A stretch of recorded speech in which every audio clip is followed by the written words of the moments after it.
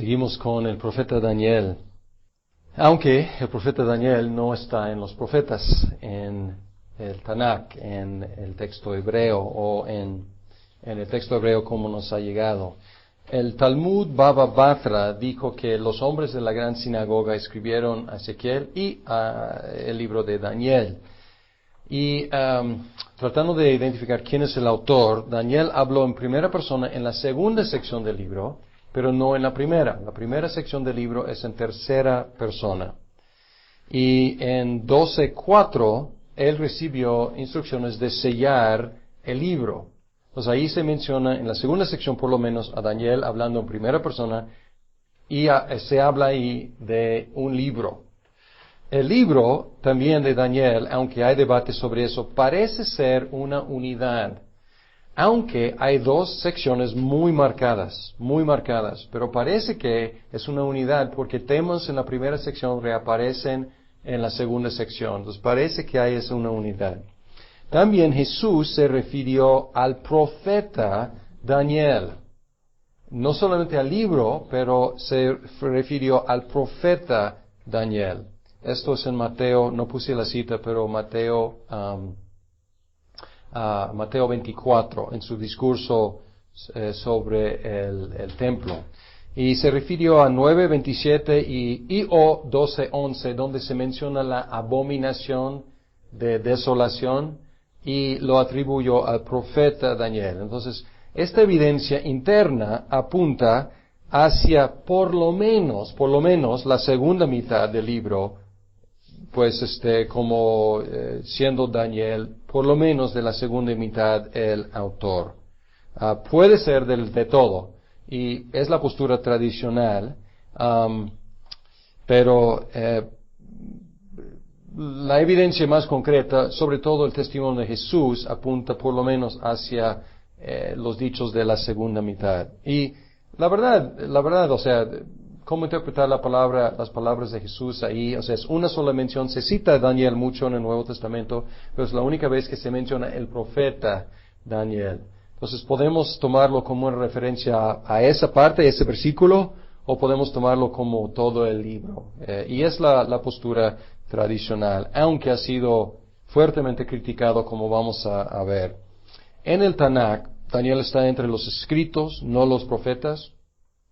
Algunos interpretan este hecho como una indicación de una fecha tardía para Daniel, pero puede simplemente indicar que no lo consideraron un profeta en el mismo sentido que Isaías, Jeremías, Ezequiel. Y la verdad, si los comparamos, es muy diferente, y su carrera no era carrera de profeta. ¿Su carrera qué era? Sí, de político, o sea, de político de un puesto como asignado, no político como elegido, pues no eran democráticos de todos modos, nadie se elegía, ¿no? Todo era democrático, ¿no? Pero era de político, una carrera entre los políticos ahí. Entonces no era profeta por profesión, podemos decir. Y también, como vamos a ver, su estilo de profetizar era muy diferente. En manuscritos griegos del Antiguo Testamento y en la principal, que es la Septuaginta, está entre los profetas.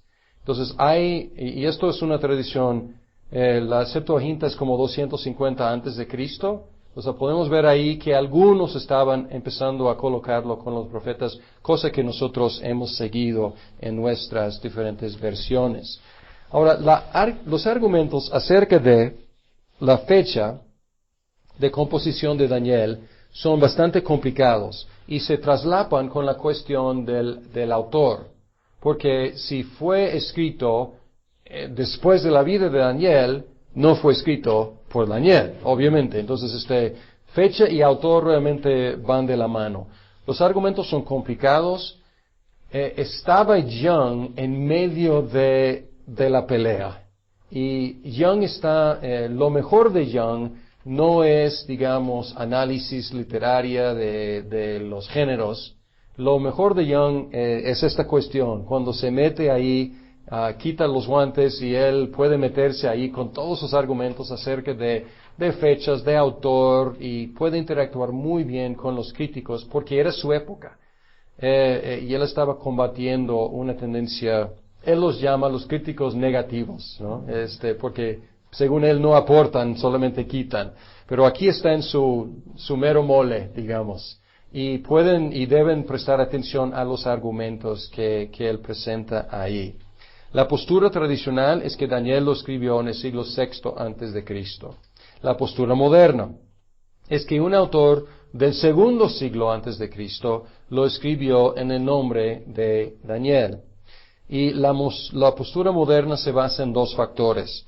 La supuesta imposibilidad de profecía predictiva, lo cual es una presuposición más que una conclusión. Y lo hemos visto vez tras vez tras vez. Lo vimos en el curso sobre los evangelios, ¿se acuerdan?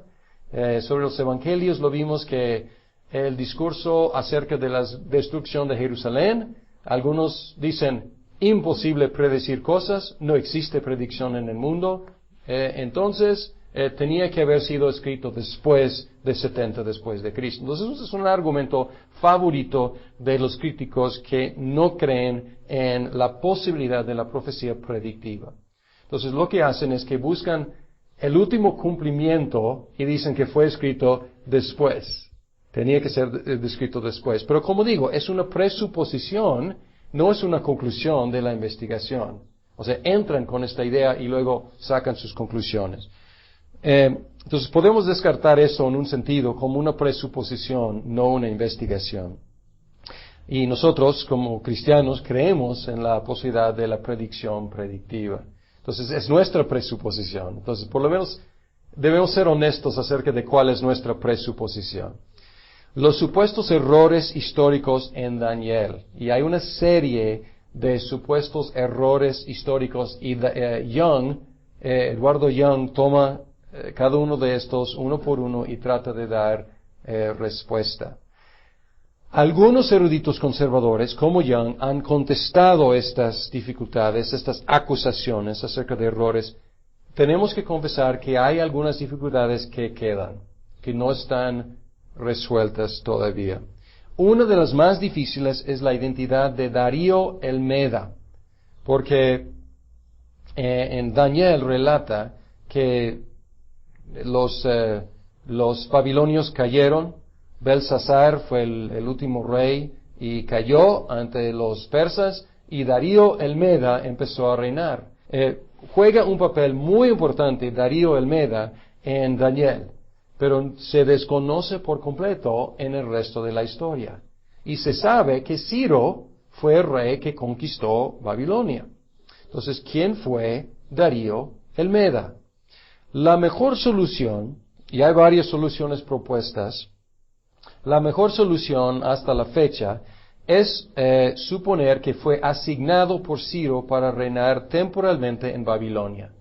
Y hay que leer Dillard y Longman, hay una pequeña pista, no por nombre mencionando a Darío, pero una pequeña pista de esto en las historias extra bíblicas. Y es que Ciro no tomó el título rey, parece que había diferentes títulos de los reyes, y parece que él no tomó el título rey de Babilonia hasta como un año después de conquistar Babilonia, dando como apertura a la posibilidad de que él tenía un subrey ahí, un gerente ahí, que estaba reinando en Babilonia, mientras él terminaba conquistando todo su imperio, y luego regresaba y él tomó el título rey de Babilonia.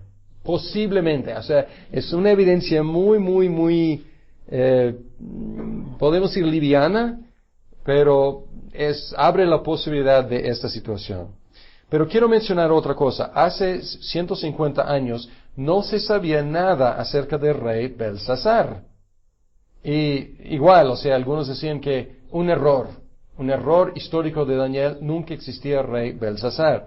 Después, algunos descubrimientos han descubierto que Belsasar era el hijo de Nabónido.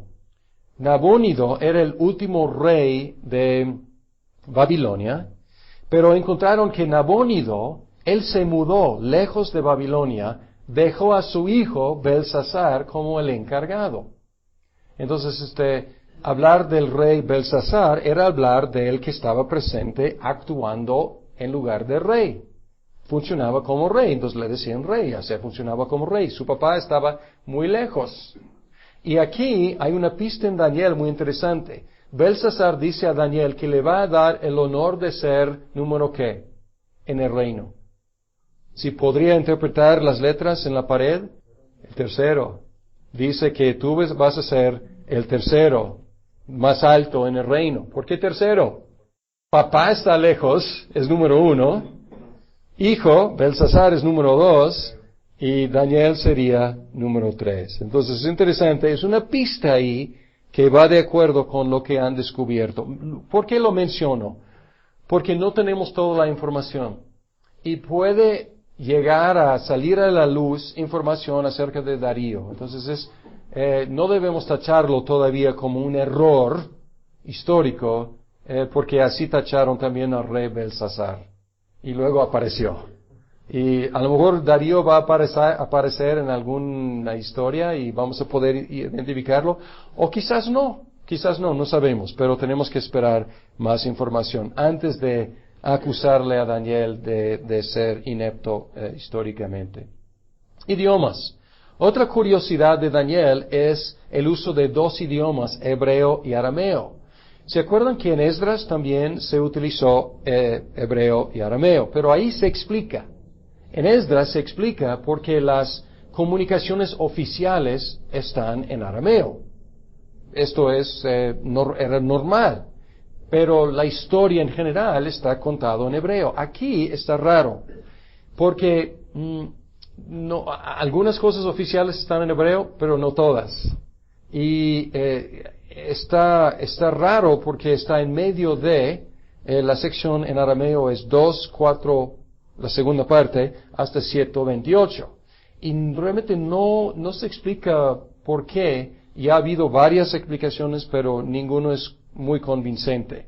Lo interesante es esto, es que los 2 idiomas están presentes en las 2 mitades del libro, indicando que no había división entre los primeros 6 y los últimos 6 capítulos. ¿Está claro eso? O sea, porque arameo traslapa la supuesta división entre 1 al 6 y 7 al 12. Entonces, es como hay una cinta ahí, un pegamento que pega las dos mitades del libro. El texto. En la Septuaginta hay 3 historias que no se encuentran en los manuscritos hebreos. La oración de Azarías y el cántico de los 3 jóvenes, Susana y Bel y el dragón.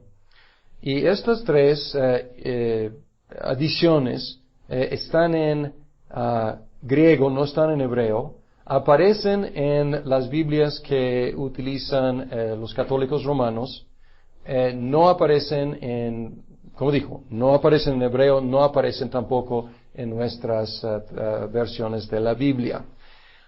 ¿Y por qué no? Pues además de no tener presencia en el texto masorético y en los textos, los manuscritos hebreos, solamente griegos, estas historias presentan una perspectiva diferente a la del libro de Daniel. Entonces, evidencia externa está en contra suya. Evidencia interna también está en contra suya como algo auténtico. Entonces, la conclusión es que no deben considerarse parte de Daniel.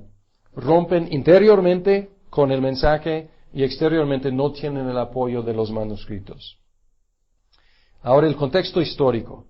Cubre el periodo desde 605, cuando Nabucodonosor llevó a Daniel y a sus compañeros a Babilonia, hasta el 3er año de Ciro, a mediados de los 530 antes de Cristo. Entonces, disfrutó de una larga vida Daniel, porque llevó como niño, como joven, y no sabemos en qué año haya muerto, pero él vivió durante varios reinos, o reyes, y reinos también.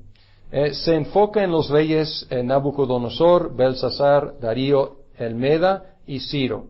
Sin embargo, no se mencionan otros reyes de Babilonia que estaban durante ese tiempo. Daniel vivió durante el apogeo, el decaimiento y la caída de Babilonia y el triunfo de Persa.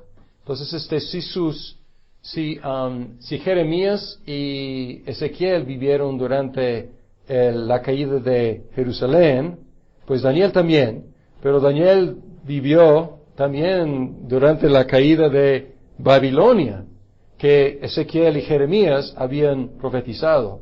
Y en Daniel conocía, no digo personalmente, pero él conocía las profecías de Jeremías, que decía que iba a ser 70 años del exilio, y él estaba ahí leyendo, y decía, pues, ahora, pues, 70 años, ¿qué está pasando?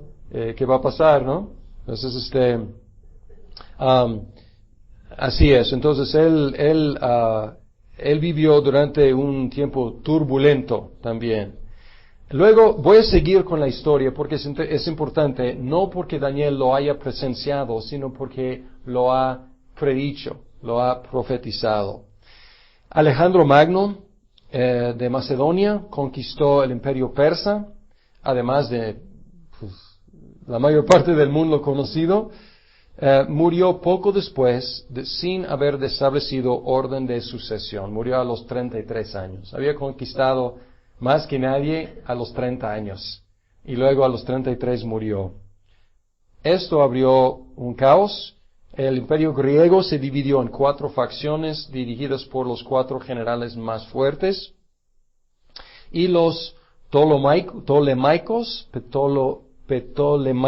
y los Seleucidas pelearon por el control de Palestina.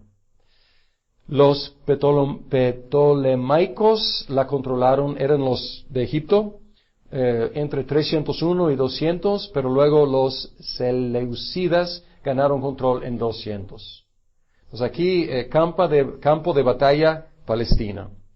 Antíoco, el cuarto, que su apodo era Epífanes, reemplazó el sumo sacerdote con el suyo, Jasón, promovió la helenización de los judíos, y luego, como Jasón le quedó demasiado conservador, reemplazó a Jasón con Menelao, un fuerte helenista. Pueden imaginar que esto cayó terriblemente mal con los judíos. Antíoco estaba fuera del país, estaba en una otra batalla, y Jasón aprovechó para llevar un ejército de 1000 soldados ahí a marchar sobre Jerusalén. Regresa Antíoco y él empezó una campaña de opresión terrible contra los judíos. Y aquí nace, la historia intertestamental y aquí tenemos la historia de los macabeos y la resistencia de los macabeos contra los griegos. Entonces esto es importante porque Daniel anticipa todo esto. Daniel se divide en 2 secciones. Aquí su estructura es muy obvia. Narrativa cortesana y profecía apocalíptica. 1-6, 7-12. La primera sección contiene 6 historias acerca de Daniel y sus compañeros que seguían viviendo en Babilonia y Persia después de la repatriación de los judíos. Y esta sección es una de las más conocidas en el Antiguo Testamento. Desde chiquitos en la escuela dominical, pues saben de los 3 compañeros y de Daniel.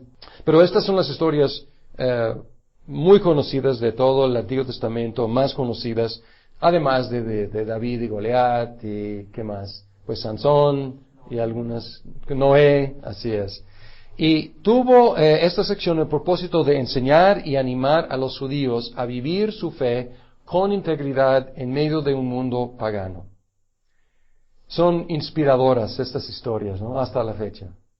La segunda sección contiene una serie de profecías apocalípticas. Estas profecías cubren el periodo entre el primer año de Belsasar hasta mediados del segundo siglo antes de Cristo, con hasta Antíoco Epífanes y un poco más allá de él. Pero cubren ese periodo con tantos detalles que algunos dicen que tenían que haber sido escritos después de los hechos. Los que niegan la posibilidad de predicción dicen que hay tanto detalle aquí que imposible, no podrían haber sido escritos antes. Contemplan el triunfo de los persas sobre los babilonios y los griegos sobre los persas, la división del imperio griego en 4 facciones y las competencias entre los ptolemaicos y los seleucidas por el control de Palestina. También Antíoco IV, el que profanó el templo en 169 a.C., figura prominentemente en el capítulo 11. Y en la visión de las 4 bestias, en 7, también se contempla el imperio romano y el reino de Dios. Pues aquí un panorama bastante amplio y contemplando mucho de la historia que iba a pasar en los siglos que venían.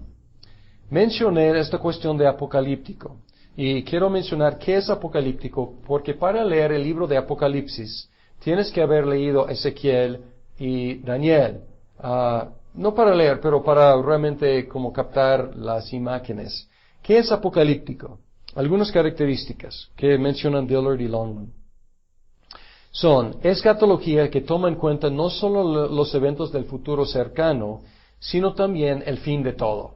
Entonces, el apocalíptico habla no solamente de lo que está por venir, sino lo que está por venir y por terminar, el fin de la historia. Revelación mediada. Y aquí podemos tener una pista quizás de por qué no está entre los profetas Daniel en el Tanakh. Porque ¿quién comunicó su palabra? ¿Quién puso su palabra en boca de Jeremías? Dios. Exacto. Dice, Dios puso su palabra en su boca inmediatamente, o sea, sin mediación. ¿Quién reveló las visiones a Daniel? Ángeles. Entonces aquí tenemos Dios y luego un intermediario y luego en un sentido otro intermediario, el profeta, y luego el pueblo. Entonces es característica de apocalíptico, hay un intermediario ahí. Y por lo tanto, a lo mejor Daniel no calificó como profeta, porque ¿qué es un profeta? Es en quien Dios pone su palabra en su boca. Entonces aquí no pasó con Daniel precisamente. Imágenes raras, y podríamos poner no solamente raras, sino monstruas, en el sentido de una combinación espantosa a veces de animales y combinaciones antinaturales. Escenario de opresión. Entre las conferencias alguien mencionó la cuestión de código, que en un escenario de opresión a lo mejor era más seguro hablar en imágenes raras que hablar así tal cual. ¿Por qué? Porque si estás tratando de comunicar algo pero no quieres que los opresores entiendan, pues sería más seguro comunicar. Puede ser una explicación de por qué surge cuando hay situación de opresión. Determinismo y optimismo. Determinismo, ¿en qué sentido? Apocalíptico no se enfoca en buscar arrepentimiento. Isaías sí, aunque era pesimista en cuanto a resultado. Jeremías sí. Ezequiel hasta cierto grado sí. Daniel no. No está diciendo, arrepiéntanse. Está diciendo, está hecho. Ya está planeado. No hay nada que hacer. No hay cuestión de cambiar, no hay cuestión de arrepentirse. Está hecho, está planeado. Eso es lo que va a pasar. Entonces es determinismo. Pero también optimismo. Dios va a triunfar al final. Entonces ya no es tiempo para arrepentirse. Sin embargo, Dios va a triunfar a pesar de todo. Y otra cosa, pseudonimidad. ¿Qué es eso? Una palabra que no se puede pronunciar, por lo menos yo no. Que quiere decir con usar un nombre falso. Y también profecía después del hecho. Aquí es el debate, porque podemos identificar todos los elementos 1 al 5 en Daniel. Y los críticos dicen que también 6. Pero yo no acepto ese número 6 como parte de Daniel. Pero en otros libros apocalípticos que no están en la Biblia, es una característica que se escriben en nombre de otro para darle como peso. Y obviamente no tiene que ser parte de, porque muchos, según los críticos, aceptan que Apocalipsis fue escrito por Juan. Entonces, en su propio nombre, no como nombre ficticio. Temas principales. La sección narrativa enseña cómo vivir la fe en medio de un ambiente hostil. Este estímulo habría servido a los judíos que vivieron bajo diferentes reinos. Entonces, esto es como un mensaje que puede servir en muchas épocas. Bajo Babilonia, bajo Persia, bajo Grecia, bajo Roma. El mensaje queda y se aplica en cualquier generación de opresión. Pero además, y por eso nos cae tan bien Daniel y nos inspira, nos puede animar también a los cristianos en los ambientes hostiles en los cuales nos encontremos. Entonces, un mensaje, pues es que tiene aplicación perpetua. Tiene función similar a las narrativas de José y de Esther. José, igual, cortesano ahí en corte del faraón, viviendo su fe con integridad. ¿Qué hacía Esther? También, viviendo su fe, tomando su vida en sus manos para salvar su pueblo. Entonces así funciona también la primera sección de Daniel. Las dos secciones, tanto la primera como la segunda, enfatizan que Dios es soberano y tendrá la victoria sobre el mal. En la segunda sección es en visiones apocalípticas. En primera sección es por las historias. ¿Quién triunfa siempre? Pues Dios, Él salva a los 3 de las llamas, Él salva a Daniel de la fosa de leones, Él también exalta a Daniel cuando nadie puede interpretar la letra. Cuando llega la conquista de Babilonia, Daniel sigue. Y supongo que hubo un cambio dramático, pero Daniel, él sigue adelante, porque Dios así lo tiene prosperando. En el Nuevo Testamento, ¿cómo se relacionan Daniel y el Nuevo Testamento? La interpretación tradicional entre los cristianos de las visiones de la estatua, capítulo 2, tuvo una visión Nabucodonosor de una estatua, cabeza de oro, pecho, brazos de plata, muslos de bronce, piernas de hierro, con pies de hierro mezclado con barro. Y luego, en capítulo 7, hay otra visión. León, oso, leopardo con alas y luego un monstruo. Una combinación espantosa. Y luego en la cabeza, en la estatua, luego viene una roca y echa pedazos la estatua. Y luego en la otra visión, el anciano de días, alguien que se parece a un hijo del hombre, viene y habla ahí de un reino eterno. Tradicionalmente se han alineado, y yo creo que es la mejor interpretación de esto: cabeza de oro, león, Babilonia; pecho de plata, oso, Persia; muslos de bronce, leopardo, Grecia; piernas de hierro y pies de hierro y barro, monstruo, Roma; y roca, hijo del hombre, reino de Dios, que se instituyó durante el Imperio Romano. Entonces el cumplimiento de estas visiones es doble, parcialmente en la primera venida de Cristo y finalmente en la segunda venida de Cristo. Porque hay elementos que todavía están por cumplirse, tanto en Isaías, como en Jeremías, como en Ezequiel, como en Daniel también. Pero mucho ya está cumplido. Ellos no podían, ni siquiera Juan el Bautista no podían contemplar la doble llegada del reino de Dios en las dos venidas de Cristo. El libro apocalíptico del Nuevo Testamento emplea imágenes de Daniel, bestias, el guerrero divino, el anciano de días, el Hijo del Hombre. Y en su primera venida, durante el tiempo del Imperio Romano, la roca de la eternidad fue abierta por nosotros.